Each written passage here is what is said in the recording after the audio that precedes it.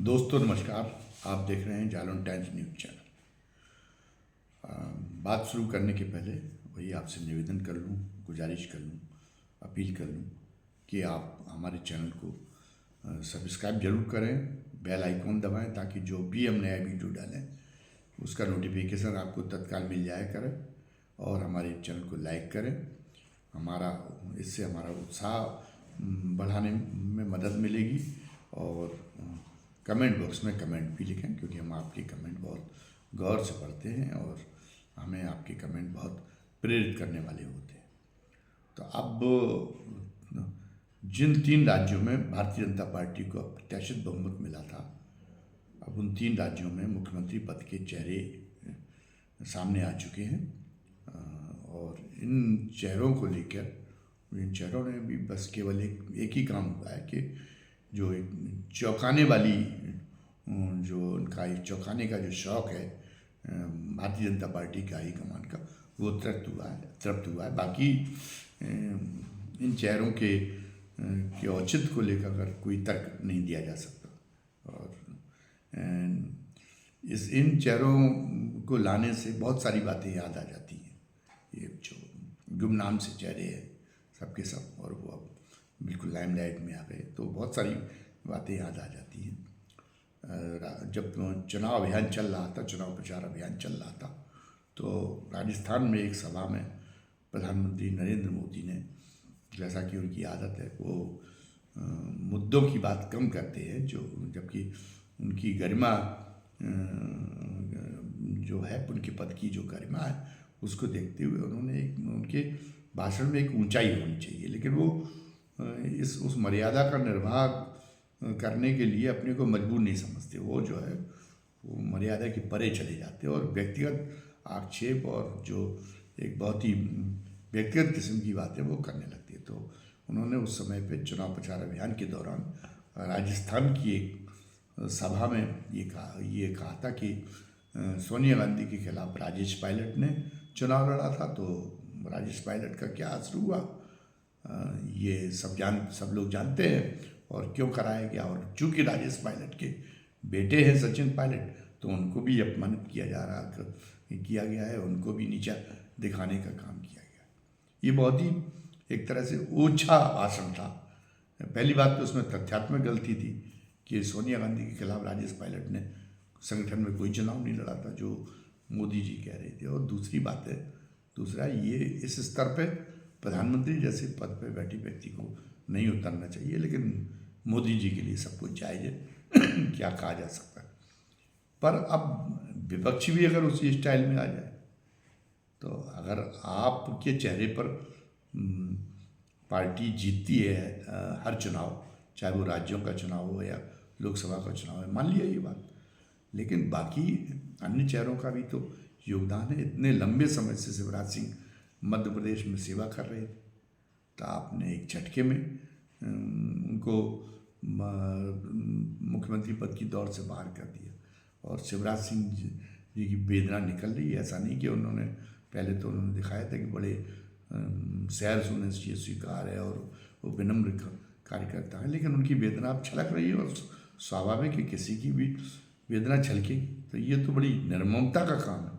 ऐसी वसुंधरा राजे का अपने एक वजूद था राजस्थान के अंदर, और पार्टी के हित में मोदी जी को ये करना चाहिए था, या तो वसुंधरा को ही फिर से अवसर देते, या वसुंधरा की टक्कर का जो कोई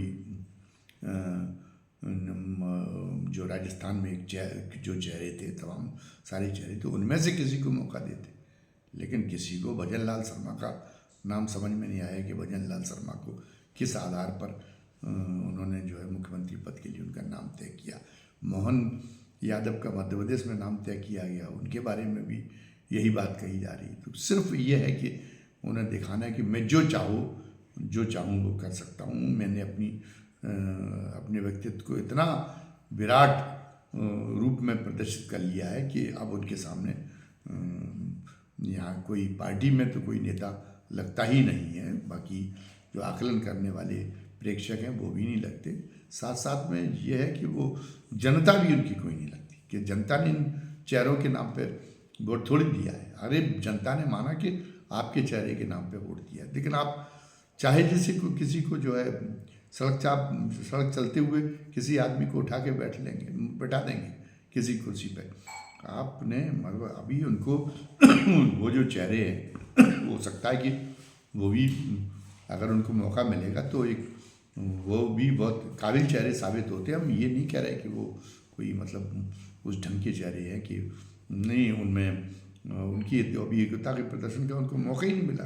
लेकिन ये एक प्रक्रिया होती है, सने एक बौद्धिकता ये कहती है, एक शील ये कहता है कि एक किसी नए आदमी को आप ला रहे। भजन लाल शर्मा पहली बार के एमएलए, उन्हें इस बार मंत्री बनाते, फिर उनको जो है जूनियर मिनिस्टर से फिर एक जो है वो बनाते, उनको कैबिनेट मंत्री बनाते, और कैबिनेट मंत्री बनाने के बाद में फिर अगर उनको मुख्यमंत्री पद के लिए उन्हें अवसर दिया जाता तो एक उसका एक औचित्य होता है, एक वो अच्छा लगता है। केवल आप अपनी मनमानी प्रदर्शित करने के लिए कि आप मेरे सामने कुछ नहीं, इसलिए आप ये चेहरे तलाश के ला रहे हैं।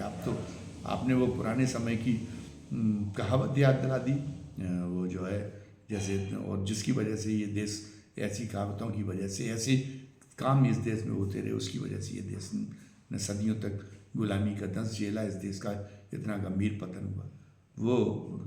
वो कहावत, वो कहानी ये है कि एक बार एक राजा जो है उसकी निपूते मौत हो गई, उसकी कोई संतान नहीं हो पाई, उसकी मौत हो गई। और जबकि प्रावधान ये था कि उस समय की जो राजा का ज्येष्ठ पुत्र है वो राजा होगा। अब पुत्र ही नहीं था उनका, तो ज्येष्ठ पुत्र कहाँ से लाते। तो जब राजा की निपूते मौत हो गई तो फिर वहाँ जो उनके सभा के जो प्रमुख लोग थे राज्यसभा के, उन लोगों ने विचार विमर्श किया और ये तय हुआ, उनके सयानों ने दिया कि सब लोग एक साथ निकलें और जो सबसे पहले दिख जाए उसी के गले में माला डाल के और उसको राजा बना दें। तो ये गले में सबसे पहले उस राज्य में सबसे पहले उनको जो सयाने सभासद थे उनको सबसे पहले वो दिख गया एक भिखारी, और उन्होंने भिखारी के गले में माला डाल दी और जो है भिखारी राजा बन गया। तो अब ये कहानियाँ ये बताती है कि कितना राज्य को कितना हल्के में लिया गया एक समय। ये वहीं का एक भीषण कुरीति थी, उसकी वजह से जो है राज्यों की मजबूती समाप्त हो गई और वो हुकूमतें बचाई नहीं जा सकती जब विदेशी आक्रमण हुए। आप राज्य को भी दान देने का आपने वो कहानियाँ प्रचारित की धर्म का नाम लेके, जिनमें राज्य को भी आपने दान देने की विषय वस्तु घोषित कर दिया, राज्य का भी दान दिला दिया है। और उसके लिए आपने जिन लोगों ने राज्य का दान दिया था, हालांकि उन्होंने एक बहुत बड़ा अपराध अपनी प्रजा के साथ किया था, लेकिन आपने उनको बहुत ही अपनी कथाओं में उनको बहुत महिमा मंडित करने का काम किया है, उनको समाज का आदर्श बताया है। समाज क्या इसी आदर्श का प्रभाव, क्या उन्हीं कहानियों को पढ़ते रहते मोदी जी, उसी आदर्श का प्रभाव है उनके ऊपर कि वो सोचते कि हर राज्य में चाहे किसी को भी मुख्यमंत्री बना दो। लेकिन ये तरीका गलत है।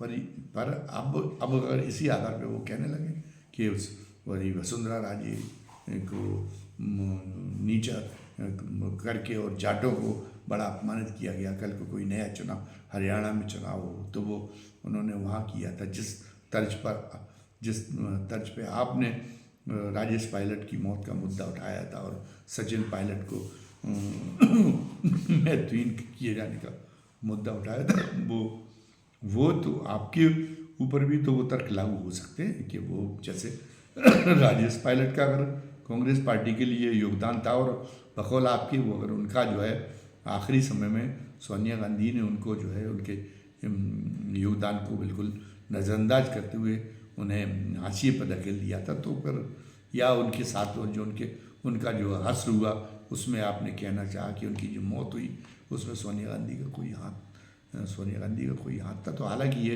एक बहुत गंभीर किस्म का उन्होंने एक आरोप का इशारा किया था, ऐसी बात नहीं कहना चाहिए थी, बहुत गैर जिम्मेदारी वाली बात थी। लेकिन अब आपसे भी यही बात कही जा सकती कि आपने शिवराज सिंह और वसुंधरा राजे के साथ में भीषण अन्याय किया और उनको वो भी चीज़ें जाति से के साथ में जोड़ी जा सकती है। इस स्तर पर राजनीति उतरेगी तो ये से स्वस्थ राजनीति की नहीं कहा जा सकता।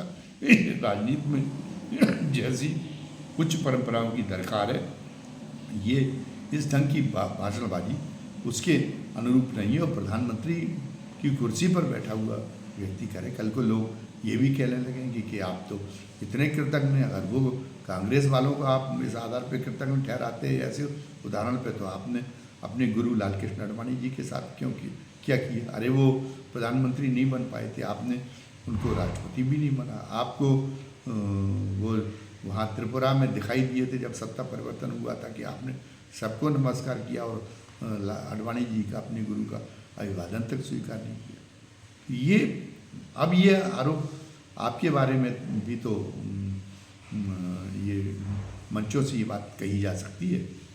ये बात दूसरी है कि कांग्रेस का दिमाग इन बातों की तरफ नहीं जाता, ऐसी बातों की तरफ, जबकि लोगों को बहकाने में ये बातें ज़्यादा मदद करती है भारत जैसे देशों में। लेकिन कांग्रेस के अंदर, कांग्रेस के नेताओं के अंदर इतनी प्रतिपन्न मति नहीं है। बहरहाल जो भी हुआ, वो मेरी कामना ये नहीं है कि नहीं हम तो इसी आधार पर उसका बदला लेने की, हार का बदला लेने के लिए मैं विरोधी दलों को उकसाऊं कि वो मोदी जी को किस तरीके से नीचा दिखा सकते हैं।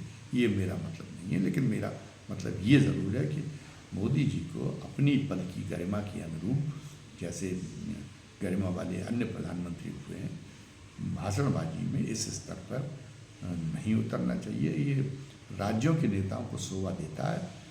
बहुत से उत्तर प्रदेश में ये के जो नेता थे, राज्यों के जो मुख्यमंत्री पद पर पहुँचे, वो ये काम करते रहे। और उस समय भारतीय जनता पार्टी उनके मुकाबले इसलिए पिछड़ती रही कि भारतीय जनता पार्टी के नेता सोवर थे और वो उस स्तर पे नहीं उतरते। लेकिन वो गलत नहीं थे। मोदी जी ये सोचें कि नहीं है उसमें, उनमें ये महारत है और वो गलत थे, तो मैं ये तो नहीं कहूँगा कि वो गलत थे, वही सही थे। भाषण में संयम और मर्यादा का निर्वाह अपने पद की स्थिति के अनुरूप सभी को करना चाहिए। तो इसी के साथ मैं अपनी बात समाप्त करने के पहले फिर आपसे निवेदन कर लूँ, आपसे प्रार्थना कर लूँ कि आप हमारे चैनल को सब्सक्राइब करें। हमें इसकी बड़ी ज़रूरत है। आप बेल आइकॉन दबाएं ताकि जो भी हम नया वीडियो डालें उसका नोटिफिकेशन आपको तत्काल मिल जाया करे। और आप जो है कमेंट बॉक्स में कमेंट भी ज़रूर लिखें ताकि हमें पता चले कि आप हमारा वीडियो कैसा जा रहा है। हम आपके जो कमेंट्स हैं वो बहुत गौर से पढ़ते हैं। धन्यवाद। जय हिंद, जय भारत।